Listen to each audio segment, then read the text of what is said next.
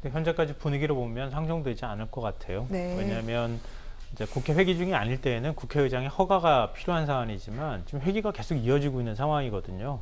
그러니까 8월 임시회가 31일까지 있고요. 그 다음에 9월 정기국회가 9월 1일부터 시작이 됩니다. 그러니까 계속 국회가 문이 열려 있다고 해도 과언이 아닌데, 그러면 박관석 국회의장이 얘기하는 것처럼 여야 대표 간 협의 사항이다, 이렇게 지금 얘기를 하고 있단 말이에요. 근데 여야 간에 지금 합의가 잘 안 될 것 같아요, 제가 볼 때는. 그러니까 민주당 입장에서는 국민의힘에서 책임져야 할 문제를 지금 국회에다가 오히려 던져놓은 꼴이 된 것이다, 이렇게 얘기를 하면서 차라리 할 거면 의원직을 사직하는 게 아니라 탈당부터 하라, 이렇게 얘기를 하고 있거든요. 근데 국민의힘은 사실은 좀 오도 가도 못하는 상황인 것 같아요, 제가 볼 때는. 윤희숙 의원 상당히 많이 말렸다고 하거든요. 최고위원 만나서 제가 물어봤는데 고개를 절레절레 흔들더라고요. 그러니까 아무리 말려도 안 되더라, 네. 이렇게 표현을 하더라고요. 그러니까 그런 것처럼 윤희숙 의원이 그냥 계속 본인은 그만두겠다고 얘기하는데 국민의힘 입장에서는 어떻게 할 방법이 없으니 그냥 사직안을 처리해 달라, 뭐 이런 식의 얘기를 지금 하고 있는 상황이란 말이에요. 근데 참 묘한 게 국회의원이 그만두겠다고 하는데 그걸 과연 만류해야 될 것인지 말아야 될 것인지, 이것도 참 애매한 거 아닙니까? 참 전례가 없는 사안이라서 국회가 좀 고민이 많을 것 같은데요. 그러니까 이것도 하나의 절차이기 때문에 네. 여야 간 대표 간 합의가 좀 쉽지 않아서 처리하기는 제가 볼 땐 현실적으로 좀 쉽지 않을 것 같다, 이런 생각을 합니다. 알겠습니다. 일단 상정조차 여야 간에 합의가 되기가 어려울 것이다라고 얘기를 하셨고, 또 상정이 되더라도 이게 어떻게 처리될지도 의견이 좀 엇갈리는 것 같습니다. 교수님 어떻게 보십니까? 정확히 말씀 잘 해주셨어요. 네. 그 여당 원내대표나 야당 원내대표도 이 부분에 대해서 합의해가지고 본회의에 상정한다라는 것 자체를 서로 부담스러워하는 것이고, 여당 같은 경우에는 만약에 본회의에 상정을 해가지고 통과되면은 본인들 12명 부동산 투기 혐의 때문에 상당히 곤혹스러웠는데 그 사람들은 어떻게 처리할 거냐라는 비판을 받을 수가 있을 것 같고요. 야당 같은 경우에는 상정을 했는데 처리가 안 되면 이거 너희들 추한 거 아니야? 처리 안 될 줄 알면서도 왜 그렇게 본회의에 올려서 표결하자고 그랬어? 라는 비판을 받을 수가 있을 것 같습니다. 그래서 이 부분 같은 경우에는 저는 윤희숙 의원이 처음에 너무 과한 대응을 했다라는 생각이 들고요. 본인이 이제 사퇴하겠다라는 것에 대한 진정성을 보여주려면 두 가지 방법이 있어요. 하나는 회관을 철수하는 겁니다. 방을 뺀다고요? 그렇죠. 네. 그거랑 또 하나는 보좌진들을 그냥 해촉시키는 거예요. 그래야 저 사람은 진짜 진정성이 있구나, 사퇴하려고 하는 게 쇼가 아니구나, 그렇게 생각할 텐데, 보좌진을 해촉한다라는 것은 또 생계 문제가 있잖아요. 네. 그래서 그것도 쉬워 보이지가 않고, 그래서 지금 제가 전화해서 확인해 봤더니 네. 지금 몇 군데 방송사에서 윤희숙 의원 방 앞에 카메라를 대고 지금 지켜보고 있다는 거예요. 그래서 나오면은 인터뷰를 하든지 아니면은 이 사람들이 방을 빼는 네. 것을 촬영하려고 하는데 아직 별다른 움직임은 없어 보인다라고 연락이 왔습니다. 그렇군요. 아직까지는 별다른 움직임은 없다. 어찌됐건 지금 국회에 상정돼서 처리되는 것은 상당히 좀 어려워 보입니다. 이런 가운데 아시겠지만 무슨 문제가 불거지거나 의혹이 불거졌을 때 서로 상대당에 대해서, 그 의원에 대해서 사퇴해라라고 목소리를 높였던 게 우리 정치권의 모습입니다. 그런데 방금 평론가님 말씀해 주신 대로 민주당 사퇴는 아직은 하지 말고 일단 탈당을 해라라고 얘기를 하고 있는 겁니다. 이게 왜 그런지, 물론 당 내에서는 뭐 대권 주자인 김두관 의원 같은 경우에는 빨리 좀 사퇴안을 처리해야 된다라고 얘기하기도 했는데 당 안에서도 좀 의견이 엇갈리는 것 같아요, 평론가님. 참 이번 문제 보면서 국회의원 하고 싶지 않다는 사람을 바짓가랑이에 붙잡아서 국회의원으로 남겨놓는 것도 참 우스운 모양새다, 이렇게 네. 생각하고요. 아마 궁극적으로는 그것 때문에 제일 큰 고민일 거라고 생각해요. 근데 저는 윤희숙 의원을 보면서 뭔가 정치 프로토콜이 망가진 사람 같은 느낌을 받게 돼요. 그러니까 예를 들면 의원직 사퇴를 합니다. 그럼 본인의 책임을 인정해야 되잖아요. 왜 사퇴합니까? 사퇴할 이유가 없잖아요. 그러니까 권익위의 조사도 잘못됐다고 하고 짜맞추기 조사라고 얘기하고 네. 하죠. 그리고 부친의 어떤 부동산 특이 효과가 본인은 아무 상관이 없다고 얘기하잖아요. 도대체 무슨 근거로 사퇴하겠다는 겁니까? 억울해서 그렇대요. 뭐가 억울하다는 겁니까, 도대체? 오해받아서. 그러면 합수단으로 넘어갔잖아요. 그러면 조사 결과를 지켜보고 난 다음에 본인이 책임질 일 있으면 책임지고 당당할 일 있으면 당당하게 행동하면 되는 건데, 근데 사과도 안 해요. 그리고 오히려 큰 소리를 막 칩니다. 이 도대체 정치의 프로토콜이 어디가 있는 건지. 네. 그러니까 국민께 죄송하다고 사과할 것 같으면 책임을 지는 건 응당 당연한 것인데 뭐 사과도 제대로 안 하면서 나는 의원직 내던지겠다 이렇게 얘기하는 게 이게 과연 맞는 태도인지 거기서부터 꼬였다고 생각하고요. 또 하나는 일종의 이제 국회라고 하는 공간 자체를 그러니까 의원직을 너무 가볍게 보는 거 아닌가 싶고요. 국회란 공간 자체를 마치 자기 문제를 해결해 줘야 될 대상인 것처럼 지금 취급하고 있다는 거예요. 국회 본회의, 국회의원 의원들 한 명 한 명이 입법기관인데 지금 나의 사퇴안과 관련해서 나는 동의할 수 없으나 당신들이 내 사퇴안 처리해 주시오라고 자기를 던져버렸어요. 그러면 여야 의원들이 모여서 과연 국회의원을 하고 싶지 않은 사람 문제를 어떻게 정리하면 좋을까요? 이거 머리 맞대서 처리하는 게 이게 얼마나 우스운 모양새입니까? 그럼 차라리 애초에 국민의힘에서 권익위 조사 결과 나왔을 때 네. 6명한테 면접을 주지 말고 민주당처럼 전부 다 탈당하라라고 얘기해서 그냥 그리고 난 다음에 나중에 책임 있게 복당할 거면 복당하시오. 이렇게 하면 모르겠는데 또 면접을 줬어요.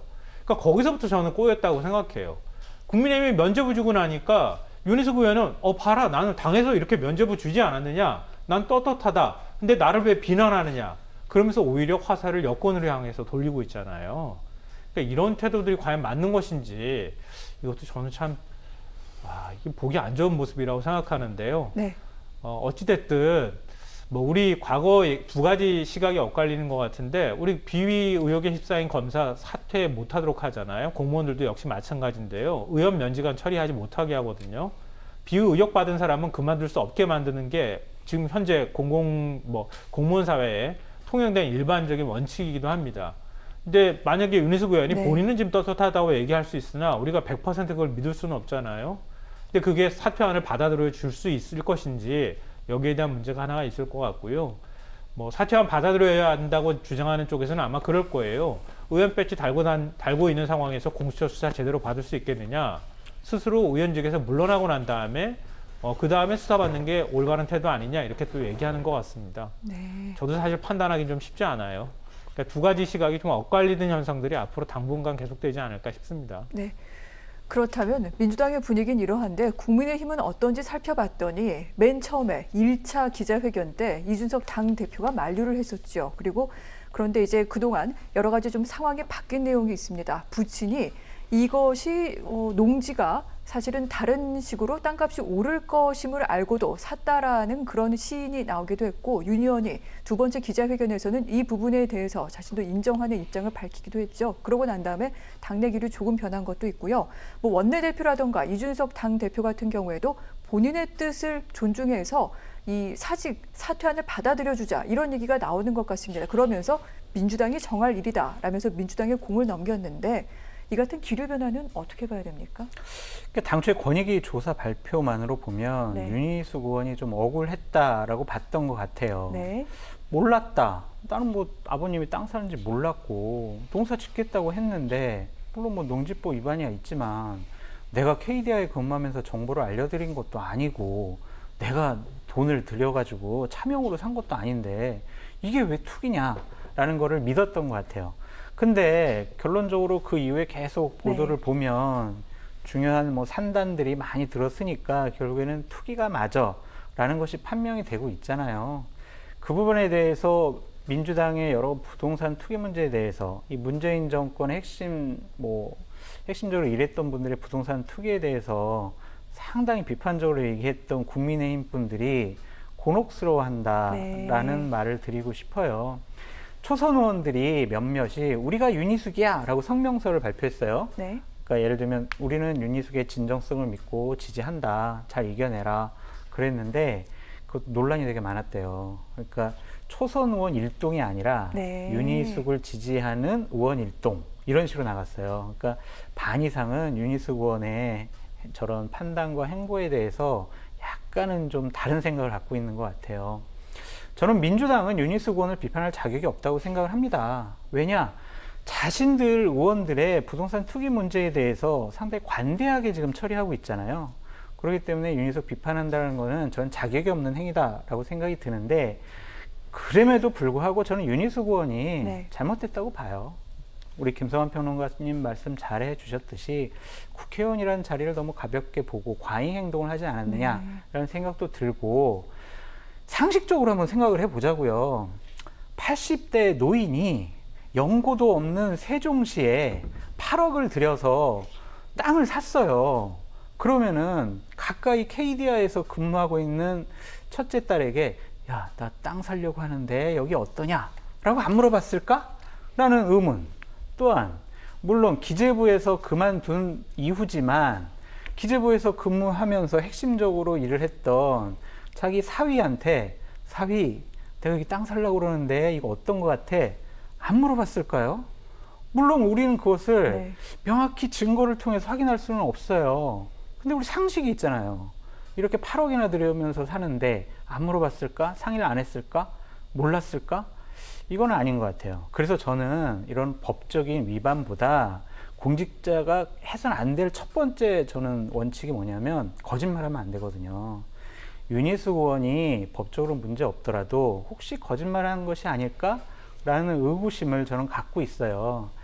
그럼에도 불구하고 어쨌든 본인이 의원직을 사퇴하면서 책임을 지겠다고 했으니 그대로 저는 처리해 주는 것이 맞다.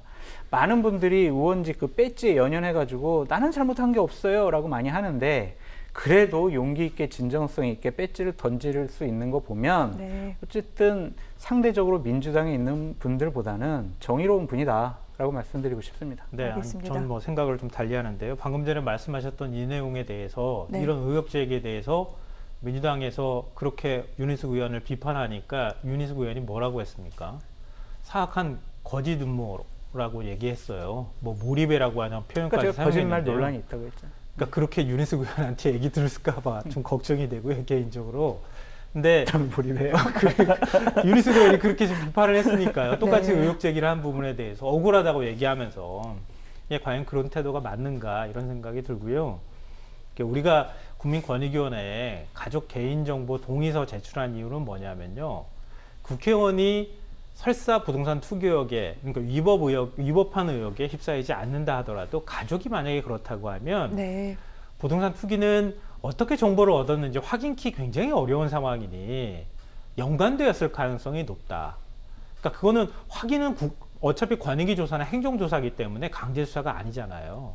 그러니까 확인하기 어려우니 가족들까지 일단 다 들여다보자 이런 취지에서 했던 거예요. 그러니까 윤희숙 의원이 그걸 과연 몰랐을까요? 지금 이렇게 반박하는데 그것도 저는 이해가 안 되고요. 저도 이해가 안 돼요. 국회의원들이 선출직 다 마찬가지지만 재산 공개합니다. 재산 공개할 때 가족들 재산까지 다 공개해요. 물론 거부하는 일부 의원들이 있기는 하지만 왜 가족들 것까지 공개를 합니까? 그것도 역시 자유롭지 못하기 때문에 공개하는 것이고요. 부패방지법 관련해서 우리가 가족들과 관련해서 뭔가 청탁을 할까봐 가족들도 그 제한된 범위 대상에 포함되도록 만들어놨어요. 근데 윤희숙 의원은 얘기합니다. 이준석 대표도 얘기합니다. 이거 연자제입니다. 나는 아무 상관은 없습니다. 펄쩍 뛰는 거예요.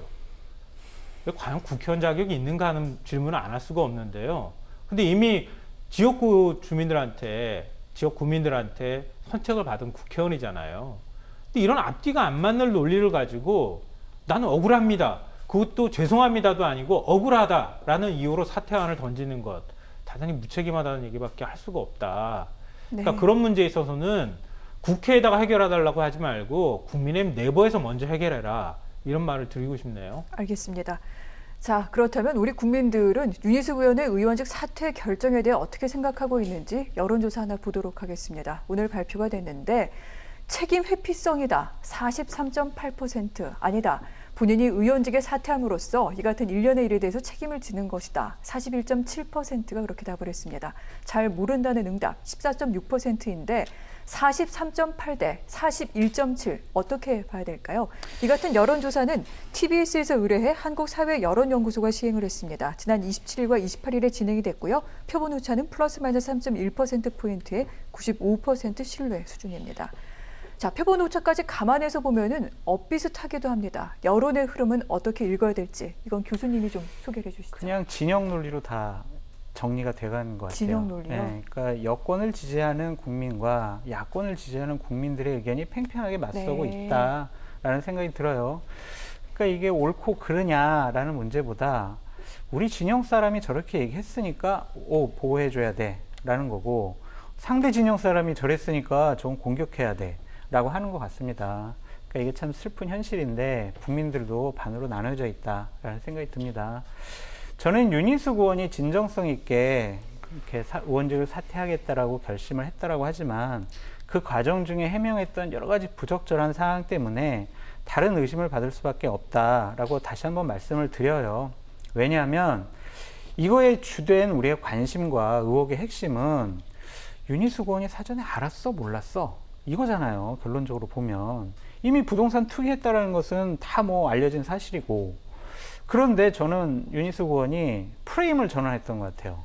그냥 나는 알았어 몰랐어 이거에 얘기하면 되는데 CCTV, 제 집 주위에 있는 CCTV 다 공개할게요. 공개했으면 좋겠어요. 라든지 KDI 여기도 압수수색 해가지고 제가 뭘 잘못했는지 한번 조사해 보세요. 라는 식으로 사건을 점점 확대시키고 네. 있거든요. 이것은 너무나 부적절한 것 같아요. 본인에게 국한을 해야지 이것을 자기가 근무했던 곳까지 확대해서 거기 있는 분들 자괴감이 얼마나 심하겠습니까? 갑자기 KDI 근무하는 사람들은 부동산 투기하는 사람들이야 라는 의혹을 받고 있잖아요. 그러니까 이거는 상당히 부적절한 거고 너무나 과잉대응을 한 것이 문제다. 네. 그냥 처음부터 죄송합니다. 저 잘 몰랐는데 아버님이 부동산 투기하신 것 같습니다. 합수단에서 조사한다고 하니 저 네. 뭐 성실하게 조사 받겠습니다. 그리고 책임질 일 있으면 책임지겠습니다. 라고 하면 될 일을 가지고 너무 과하게 본인이 잘못 없다, 선명성이 있다, 그걸 강조하려다 보니까 사태가 이렇게까지 확대된 것이다. 그래서 좀 안타까운 부분이 많다라고 말씀드립니다. 네. 장 교수님께서는 윤 의원의 대처가 너무 미흡했고 과잉이었고 이 사태를 여기까지 키웠다. 이 사퇴해야 된다라는 데 지금 힘을 실어주셨는데 일단 국회에서 처리되기는 어려워 보입니다. 그랬더니 윤희숙 의원, 헌법에 보장되어 있는 직업 선택의 자유를 침해당하는 것이다. 헌법 소원 제기를 지금 고려하고 있다. 이런 보도까지 나왔는데 어떻게 생각하십니까, 평론가님? 윤희숙 의원은 본인의 뭐 사직안을 국회에서 처리 못할 거라는 거 알고 저러는 거 아닌가 이런 생각을 네. 좀 한편으로 하게 되고요. 이게 굉장히 메시지를 복잡하게 내는 거예요. 제가 볼 때는. 그러니까 방금 전에 장 교수님이 얘기한 것처럼 아주 단순하게 메시지가 나올 수 있는데도 불구하고 메시지를 굉장히 정치적으로 오염시키면서 지금 내고 있는 거예요. 그러니까 막 헷갈리는 거예요, 지금. 이게 과연 뭐가 맞는 것인가. 네. 이런 것에 관해서 국민들도 헷갈려 한다고 생각하고요. 그래서 저는 일부 보수 언론들의 행태에 대해서 지적 안 할 수가 없는데요. 마치 윤희숙 의원의 사퇴안을 이게 정치적 도덕적으로 굉장히 높은 수준의 뭔가 결정인 것처럼 그렇게 만들어 버렸어요. 그러니까 나는 임차인입니다. 그때도 그렇게 열심히 스타 만들어주는데 열을 올리더니 역시 사직안 낼 때도 역시 마찬가지 태도를 보이고 있다. 그러니까 언론이 그런 방식으로 자꾸 보도하니까 윤희숙 의원도 나의 내 편이 저만큼 있구나 이렇게 생각하면서 좀 착각하고 있는 거 아닌가 그런 생각도 좀 한편으로 하게 됩니다. 그래서 저는 윤희숙 의원이 여기까지 가지 않았으면 좋겠어요. 네. 진짜 여기까지 가지 않았으면 좋겠고요. 한국 정치를 도덕적 수준을 한 단계를 높이는 방식이 아니라 네. 한국 정치를 오히려 더 정치적으로 오염시키는 방식이다. 그러니까 본인이 지금 사직안 던지고 난 다음에 국회 차원에서 그걸 어떻게 처리해야 될지 전전긍긍하면서 끙끙하고 있죠. 국회의원들 부동산 투기 의혹과 관련되어 있는 얘기 다 덮여버렸죠. 그리고 오히려 거꾸로 네. 지금 대선 주자들의 부동산 검증 문제가 더 불거지는 희한한 양상들이 지금 발생하고 있는데요. 좀 이렇게 정치를 만들진 않았으면 좋겠다. 그리고 윤희숙 의원도 네. 본인과 관련되어 있는 문제, 본인이 공수처 수사까지 받겠다고 하지 않았습니까? 수사 결과 나오면 명명백백하게 밝혀질 거라고 생각해요. 그러니까 그때까지 조금만 참으면 될 거라고 생각하거든요. 그러니까 기다리면 되는데 그 기다리질 못하는, 왜 기다리지 못할까 이런 생각이 드는데 좀 그렇게까지 하지 않았으면 좋겠다고 생각합니다. 알겠습니다. 자, 본질은 사실은 국회의원들이 가족들을 동원해서 또 부동산 투기를 했다라는 그 내용입니다. 그 의혹을 받고 있는 의원들에 대한 수사 결과가 어떻게 나올 것인지 저희 뉴스 오늘 놓치지 않고 계속 주시하도록 하겠습니다.